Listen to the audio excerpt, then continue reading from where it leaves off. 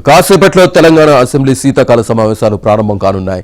ఈ సమావేశాల్లో సాగునీళ్ల అంశంపై వాడివేడిగా చర్చ జరిగే అవకాశం ఉంది. నీళ్ల అంశంపై అధికార ప్రతిపక్ష పార్టీల మధ్య మాటల యుద్ధం జరుగుతోంది. ఈ క్రమంలో కృష్ణా గోదావరి పరివాహక ప్రాంతాల్లో నీటి కేటాయింపులు, ప్రాజెక్టులు తదితర అంశాలపై సభలో కూడా చర్చ జరగనుంది.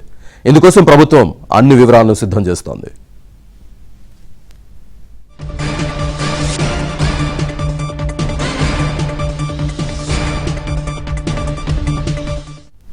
అటు అసెంబ్లీ సమావేశానికి కేసీఆర్ హాజరవుతారని తెలుస్తున్న సమావేశాలు జరిగినన్ని రోజులు పాల్గొంటారా, ఒక్కరోజుకే పరిమితం అవుతారా అన్న విషయమై మాత్రం బీఆర్ఎస్ నాయకత్వం స్పష్టతనివ్వటం లేదు.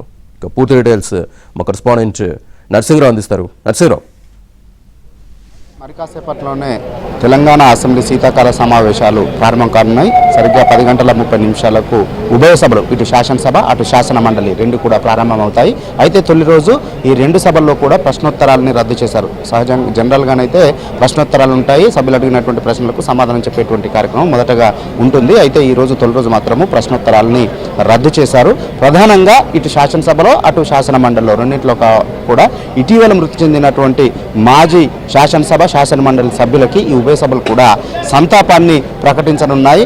అసెంబ్లీలోనేమో ఇటీవల మృతి చెందినటువంటి సూర్యాపేట మాజీ ఎమ్మెల్యే రామరెడ్డి దామోదర్ రెడ్డికి మృతికి సంతాప తీర్మానాన్ని ప్రవేశపెట్టనున్నారు. సంతాపం ప్రకటించింది తెలంగాణ అసెంబ్లీ. ఇక అదేవిధంగా ఇటీవల మృతి చెందినటువంటి మరొక ఎమ్మెల్యేకు కూడా చేవెళ్ళ ఎమ్మెల్యే చేవెళ్ళ మాజీ ఎమ్మెల్యే కొండ లక్ష్మారెడ్డి మృతికి కూడా సంతాప తీర్మానాన్ని ప్రవేశపెట్టి సంతాపాన్ని ప్రకటించనుంది తెలంగాణ అసెంబ్లీ. ఇక అటు శాసన మండలిలో కూడా పీర్ షబ్బీర్ ఇటీవల మృతి చెందారు. అదేవిధంగా మాధవరం జ్యోతిరావు మాజీ శాసన మండలి సభ్యులు మృతి చెందారు. వారి మృతికి కూడా సంతాపాన్ని శాసన మండలి ప్రకటించనుంది. ఇక శాసనసభ విషయానికి వస్తే శాసనసభలో ఈరోజు కీలకంగా కొన్ని ఆర్డినెన్సులు సభకు రానున్నాయి.